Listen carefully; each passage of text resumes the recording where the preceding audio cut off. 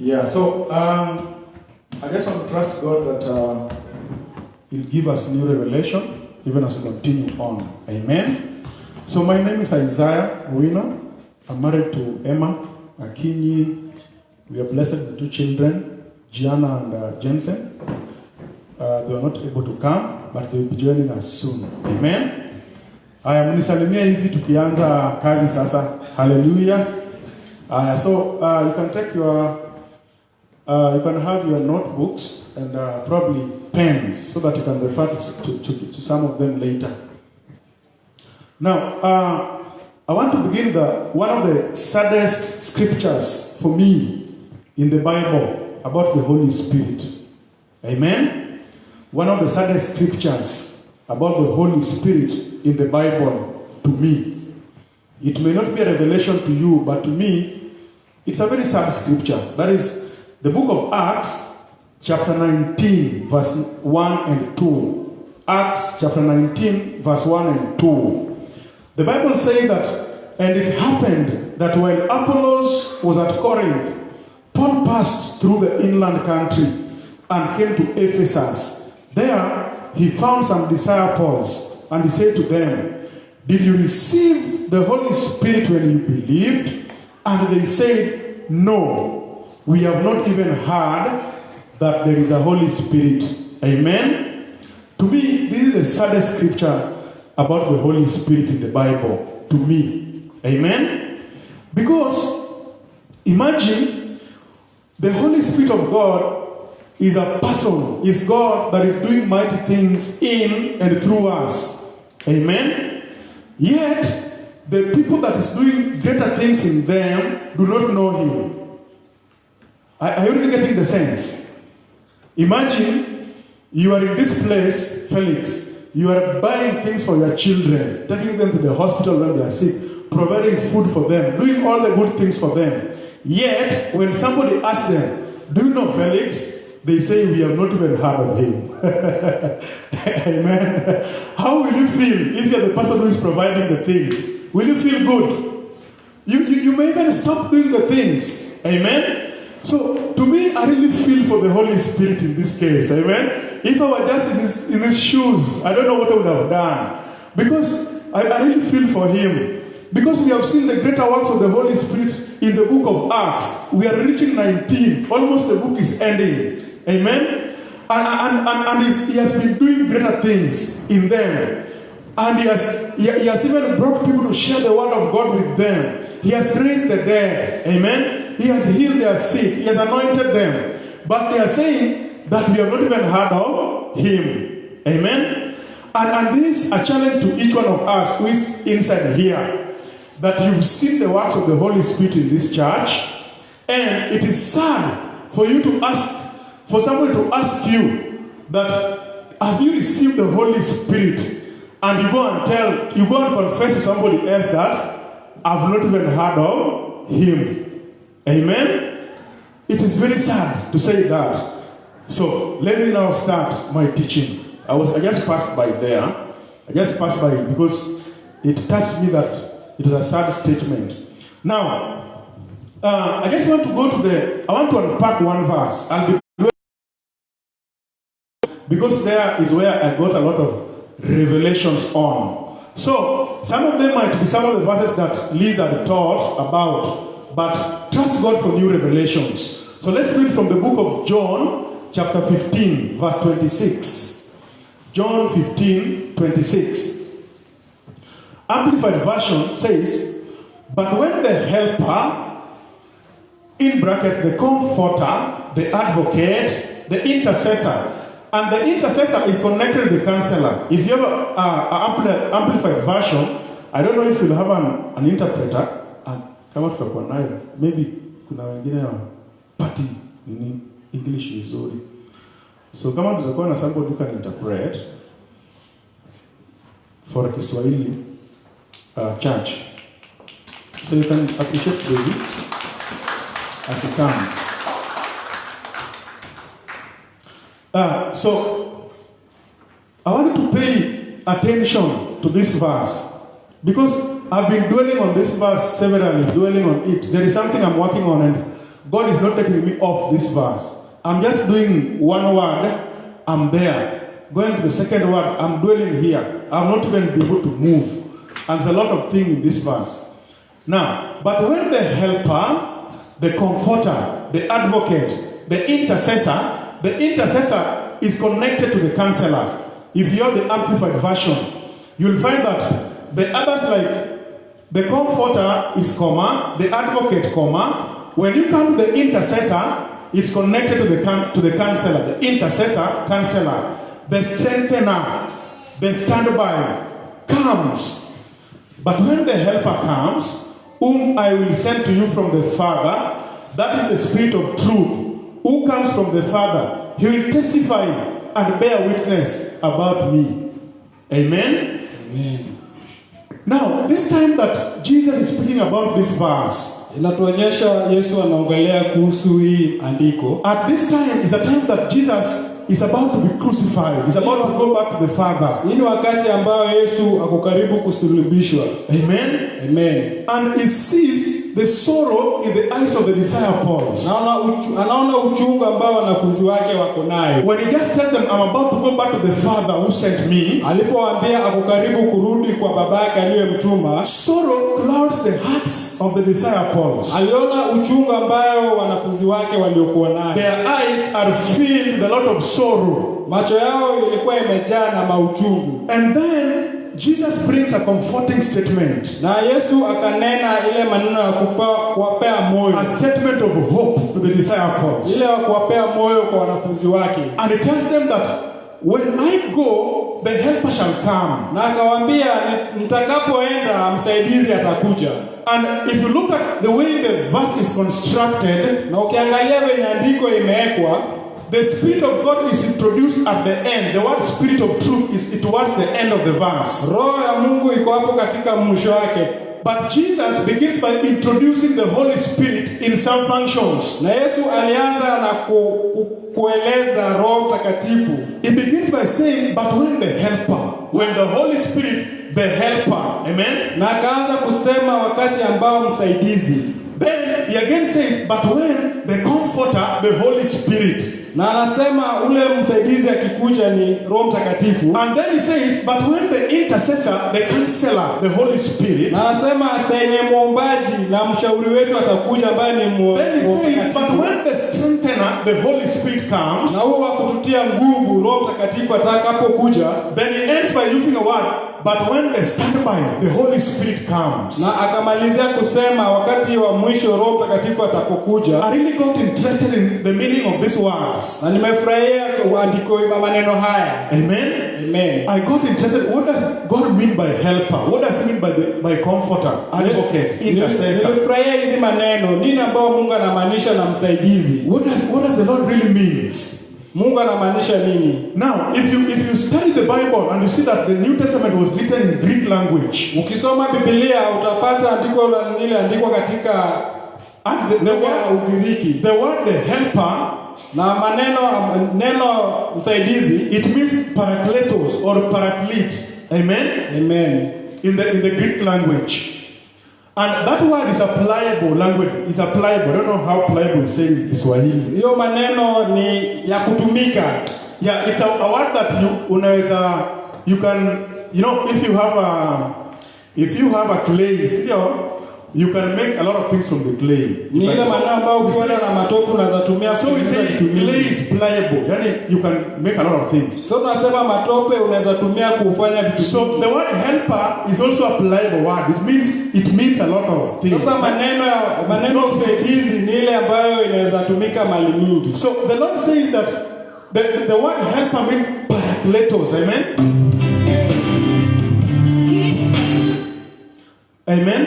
Amen. And Jesus referred to the Holy Spirit as our helper. Na Yesu akasema Roho Mtakatifu atakuwa msaidizi wetu. Amen. Amen. What does the word helper means? Na hii usaidizi inamaanisha nini? When the Lord says that The Holy Spirit is your helper, is my helper. Amen. Mungu akisema Roho Mtakatifu ni msaidizi wako. Now, the Parakletos in the Greek language means, na hiyo lugha ya Ugiriki inamaanisha another person who stands on your side. Ni kwamba mtu atasimama kando yako. Amen. Amen. An assistant or your aid. Msaidizi wako. Amen. Amen. The one who assists you. Ni yule ambaye atakusaidia. So the Holy Spirit is the one who assists you. Roho Mtakatifu ndio yule ambaye anakusaidia. Amen. Amen. He's the one who stands on your side. Ni yule ambaye anasimama na wewe. Hallelujah. Amen. He's the one who assists you. So I want to yule ambaye anakusaidia. I want to take it personal. Like the Holy Spirit is my assistant. He assists me. Nataka uchukue kibinafsi. Roho Mtakatifu ni yule ambaye anakusaidia. Hallelujah. Amen. He's the one who is helping me. Ni wewe ndiye anayekusaidia. Amen. Amen. So he says, I will send you another helper. Akasema nitawatumia msaidizi mwingine. And it is important to understand like who was the first helper that Jesus had talked about, that there was the first helper for him to talk about the second helper, another helper to come. Muhimu kujua msaidizi wa kwanza alikuwa nani. You know, he was talking to the disciples. Unajua alikuwa ananena na wanafunzi wake. As he was with them, akiwa nao, Jesus was like their helper, helping them. Akiwa nao alikuwa kama msaidizi wao. He was helping them to understand the things of God. Alikuwa anawasaidia kuelewa vitu za Mungu. He was helping them to go through the persecutions they were facing in that time. Alikuwa anawasaidia kupitia yale mateso ambao walikuwa wanapitia hiyo. He was helping them to understand God the Father and the kingdom of God. Alikuwa anawasaidia kuelewa Mungu Baba na hiyo ufalme wake. He was helping them to understand the word of God in totality. Alikuwa anawasaidia kuelewa maneno ya Mungu kikamiliki. And even the things in the word of God like prayer, how to develop a prayer life. Na hata zile vitu kama kuomba. That is why Jesus had the 12 as the disciples and he was teaching them. Hiyo ndio maana Yesu akiwa na wanafunzi wao alikuwa anawafundisha. So you realize that when the helper comes, he does the works of Jesus but on a bigger scale. Msaidizi akikuja anafanya kazi ya Mungu ya Yesu lakini nao kwa kiwango kikuu. Because again, Jesus introduces the Holy Spirit as another helper. Kwa sababu Yesu anatuambia Roho Mtakatifu kama msaidizi mwingine. Amen. The one who is supposed to teach them the way Jesus has been teaching them. Ni yule ambaye anafaa awafundishe venye Yesu amekuwa akiwafundisha. So he is the second helper, another helper. Sasa yeye ni msaidizi wa pili. Another helper to help you. Yeye ni msaidizi mwingine kwa kukusaidia. Hallelujah. Amen. So that you don't just walk like you have nobody to turn to.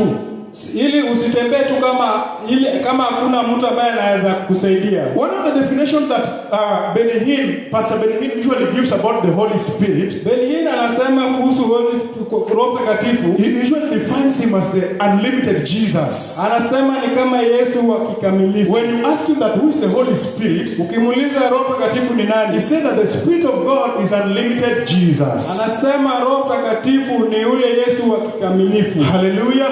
Amen. It means inamaanisha when Jesus was on earth he was limited to places, to physical places. Yesu akiwa hapa duniani alikuwa anaenda tu mahali ambayo so if he had cases like Lazarus who wanted to be raised from the dead. Ukaona kama Lazaro ambaye alikuwa anataka kufufuliwa, then it meant that Jesus could only be where Lazarus was. Ilikuwa inamaanisha Yesu angekuwa tu hapo and Lazaro alikuwa perform the miracle there. Na afanye muujiza hapo only at the same time. Hapo tu hiyo sawa. Or unless somebody has faith and speaks a word of faith, the word goes and hits somebody away from him. Ni ama kama mtu akona imani na nene maneno ya imani na ikamutibu. But the Holy Spirit is unlimited Jesus. Lakini Roho Mtakatifu ni ule wa kikamilifu. He presents Jesus that can do a lot of things in everywhere. Anawakilisha Yesu ambaye anafanya kila kitu kila mahali. Amen. Amen. There are people like who? Like the president of Sifan, Kolena, David, Let's go. Kolena. David Kolenda. Kuna watumishi wa Mungu kama Daudi Kolenda, Daniel Kolenda. Let's go. Oh, Daniel Kolenda. Wewe anza. Kuna watumishi wa Mungu, anza na hivyo. Kuna mtumishi wa Mungu anaitwa Daniel Kolenda, who in places like Brazil, mahali kama Brazil, they organize like 7 meetings in different stadiums. Wanatengeneza mkutano kama 7 mahali tofauti. In Nyayo Stadium there is a meeting. In Kasarani kuna meeting. City Stadium kuna meetings. City Stadium kuna mkutano mwingine. And 4 other stadiums. Na mahali zingine 4. And they are preaching in all the 7 places and they are filled up. Na anafundisha kila mahali hizo mkutano 7 zimejaa. And the Holy Spirit of God is working in all the stadiums at the same time. Na Roho Mtakatifu inafanya kazi kwa hizo stadium zote. Hallelujah. Amen. The Holy Spirit is the unlimited Jesus, not fixed in a place. Roho Mtakatifu ni ule ukamilifu. Yeye si wa mahali pamoja tu. He can do miracles here at the same time he's doing miracles in US, doing miracles in Zimbabwe. Anafanya muujiza hapa na sasa anafanya muujiza huko Zimbabwe. He's raising the dead in this place. He's raising the dead in another place, in Nigeria and another place. Amen. Ule ambaye alifariki hapa na hata anaifanya huko Nigeria. At the same time. Ile wakati moja. So it's not limited to a place. So si ule ambaye lazima kuwe mahali. So it's Jesus that is working, but it's meant to be in all places at the same time. Yesu ambaye anafanya kazi lakini ako kila mahali wakati wote. Because Jesus was limited by a body to a place. Amen. Yesu alikuwa amewekwa na kimwili mahali pamoja. But the Holy Spirit without a body now, a physical body, he can be anywhere at the same time. And he's God all knowing, all present. Roho Mtakatifu ni yule ambaye ana mwili. Sasa anaweza kuwa mahali popote wakati wote. Now the Holy Spirit is, now if you go to the book of Genesis chapter 2 verse 13 verse 18. Ukienda kwa kitabu cha Mwanzo chapter 2 verse 15 and verse 18. 2:24. No, 15. Oh, 2:15 and 18 hadi 18. Amen. Amen. In verse 18 the Lord says it is not good for the man to be alone.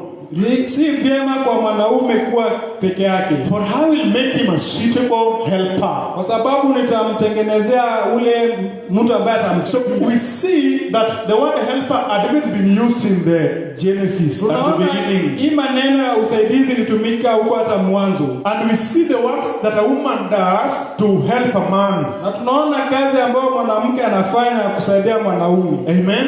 Amen. A woman does a lot of things to make a man, a strong man that you see. Mwanamke anafanya vitu mingi sana ili mwanaume asimame. When one day President Obama was speaking after his elections, kuna wakati moja Rais Obama alipokuwa ananena, and Obama said that he credits his success for election.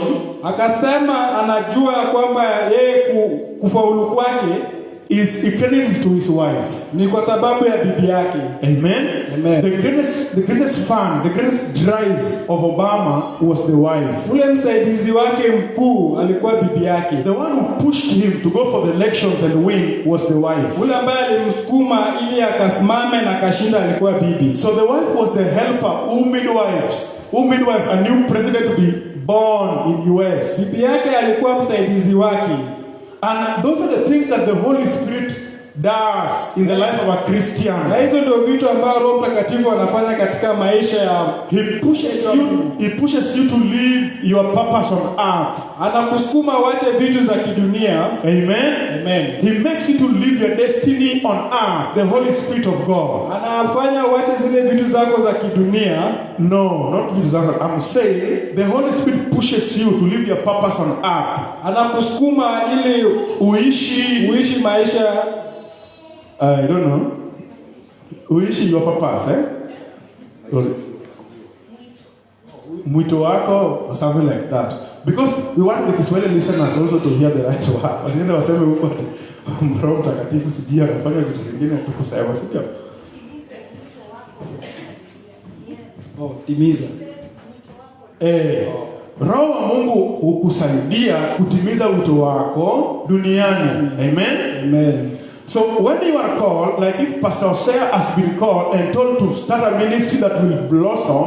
Sasa ukiitwa venye Pastor Hosea ameitwa akaambiwa ataanza huduma ambayo itafaulu, then the Spirit of God ensures that the purpose is fulfilled in his life. Roho Mtakatifu anahakikisha hiyo mwito imekamilishwa katika maisha yake. He ensures is the one who does it through him. Anahakikisha kwamba imefanywa, ni yeye anayefanya kupitia kwake. And that is why I also call him the spirit of greater works. Amen. Ndio samana namuita roho wa kazi kuu. You know, Jesus said that greater works shall you do more than I do when you believe in me. Yesu akasema mtafanya makuu kuliko ambayo niliyofanya. And these things actually, the one who will do them in us is not us, but the Spirit of God in us. Hizi vitu ule ambaye atazifanya sio sisi, lakini ni Roho Mtakatifu ambaye. So the Holy Spirit is also the spirit of greater works. Sasa Roho Mtakatifu ni ule wa kufanya mambo makuu. When he uses somebody to raise the dead, it is the Spirit of God who has raised somebody from the dead, not the person that is using. Akitumia mtu kufufua aliyekufa, sio huo mtu ndiye amefufua, ni Roho Mtakatifu. When he uses his servant to pray for a sick person to be healed, akitumia mtumishi wake kuombea mtu ili aponye, that greater work, the supernatural work that has been done by God, hiyo kazi kuu ya roho ambayo imefanywa na mtu wa Mungu, has not been done by that person but the Holy Spirit in him. Ijafanywa na yeye, lakini Roho Mtakatifu ambaye yuko ndani yake. So we call him the Lord of greater works, the Spirit of greater works. Amen. Tunamuita Mungu wa mambo makuu. So if you want to flow in greater works of Jesus, sasa ukitaka kutembea katika maneno makuu ya Mungu, whom do you need in your life? Ni nani ambaye unakaa nao na maisha yako? You need the Holy Spirit of God. Unahitaji Roho Mtakatifu. Because he is the Lord of the greater works. Kwa sababu yeye ni Mungu wa mambo makuu. When you see great servants of God excelling in their ministry supernaturally, ukiona wale watumishi wa Mungu wakifaulu katika just know that the Spirit of God is doing greater works in them or through them. Wewe jua tu Roho Mtakatifu anafanya kazi makuu ndani yao. So the Spirit of God is our helper. He helps us. Roho Mtakatifu ni msaidizi wetu. To do what God has called us to do. Tufanye yale ambayo Mungu ametuita tukafanye. He helps us to conform to the image of Christ. Anafanya tukae kama ile mfano wa Kristo wa Yesu. Amen. Amen. He cultivates, the Spirit of God cultivates the character of Christ in us. Roho Mtakatifu anaonyesha zile tabia za Mungu katika maisha yetu. That is why we say when somebody is born again, it's just like the first step to the walk with God. Ndio tukasema mtu akiokoka ni mwanzo wa kwanza kutembea na Mungu. Because when you get born again is when now the Spirit of God begins his work in your life to cultivate your life. Kwa sababu ukiokoka ndio Roho Mtakatifu anaanza